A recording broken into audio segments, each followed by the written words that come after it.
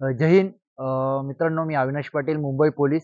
मित्रांनो, आता पोलीस भरती 2025 आलेली आहे आणि फॉर्म सुद्धा सुरू झालेले, बरोबर.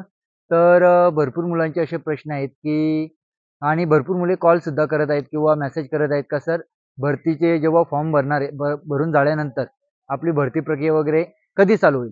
तर बघा, महत्त्वाचा विषय असा आहे का आपले फॉर्म आताच चालू झालेत. शेवटची तारीख आहे आपली 30 नोव्हेंबर. त्याच्यानंतर बघा, आता आतापर्यंतच्या मागच्या 2 भरती बघितल्या तर आपल्याला 15 दिवस वाढून भेटतात. मग साधारणपणे माझ्या अंदाजानुसार आपल्याला 30 नोव्हेंबर नंतर सुद्धा 15 दिवस एक्स्ट्रा फॉर्म भरण्यासाठी भेटतील. ओके. जर भरती प्रक्रिया सुरू होण्याच्या अशा 2 मुद्दे मी तुम्हाला सांगतो. एक, जर तुमचे 15 डिसेंबरला तुमचे फॉर्म क्लोज झाले, तर साधारणपणे 1 महिना तुमच्याकडे टाईम असेल. 1 महिना तुमचे फॉर्म वगैरे, तुमचं हॉल तिकीट वगैरे जनरेट करण्यासाठी त्यांना वेळ लागेल. त्याच्यानंतर तुमच्या ग्राउंड सुरू होतील. ग्राउंड सुरू झाल्यानंतर मग तुमचं ग्राउंड पूर्ण झाल्यानंतर त्याच्यानंतर मग ते मेरिट लावून मग तुमची लेखी परीक्षा घेऊन तुमची पुढची काय प्रोसेस असेल ती करतील. त्याच्यानंतर मुद्दा क्रमांक 2 असा आहे की जर आता बघितलं असेलच तुम्ही, पूर्ण महाराष्ट्रामध्ये चर्चा चालू आहे का जिल्हा परिषद निवडणुका येणार आहेत, महानगरपालिकेच्या निवडणुका येणार आहेत, त्याच्यानंतर ग्रामपंचायतच्या सुद्धा निवडणुका येणार आहेत. तर महत्त्वाचा म्हणजे असं आहे का, जर निवडणुका आल्या तर आपली भरती थोडीशी लांबणीवर जाणार, असा माझा अनुभव सांगतो किंवा अंदाज सांगतो. जर निवडणुका आता डिसेंबर एंडिंगला जर आल्या, तर आपली फॉर्म भरण्याची जी प्रोसेस आहे ती करून घेतील. त्याच्यानंतर आपल्या महानगरपालिकेचा, जिल्हा परिषदच्या निवडणुका होतील.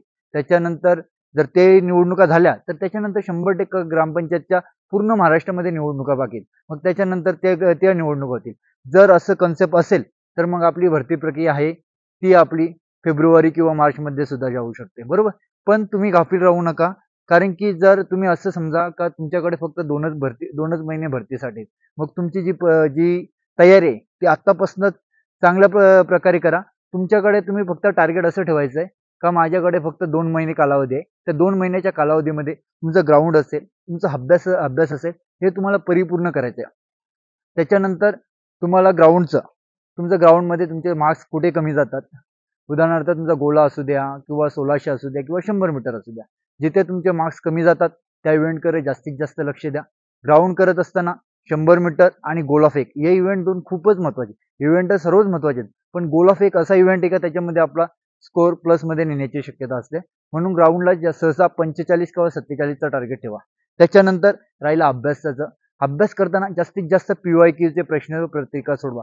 म्हणजेच तुम्ही बघत असणार, जे पण आता पोलीस भरतीचे प्रश्न होतात, प्रश्नपत्रिका असतात, त्याच्यामध्ये जे मागे जे पोलीस भरतीचे पेपर झालेले असतात त्यातील 70% तरी प्रश्न सेम टू सेम आलेले असतात. म्हणून तुम्ही जास्तीत जास्त जे PYQचे प्रश्न आहेत ते जास्तीत जास्त सोडवा. त्याच्यानंतर तुमचा जो टॉपिक हार्ड जातो त्या टॉपिककडे लक्ष द्या, जेणेकरून तुमचा लेखी सुद्धा चांगली होईल. ग्राउंड 45, लेखी 90+ असं जर असेल तर तुम्हाला या भरतीमध्ये लागण्यापासून कोणी जर रोखवणार नाही. जर तुमच्या आई वडिलांचे स्वप्न पूर्ण करायचे असतील तर हीच वेळ आहे. तुम्हाला जेवढं जिद्दीने मेहनत करायची असेल तेवढी मेहनत करा. या भरतीमध्ये तुम्ही 100% सिलेक्ट होणार. येणाऱ्या तुम्हाला भरतीसाठी सर्वांना बेस्ट ऑफ लक. जय हिंद.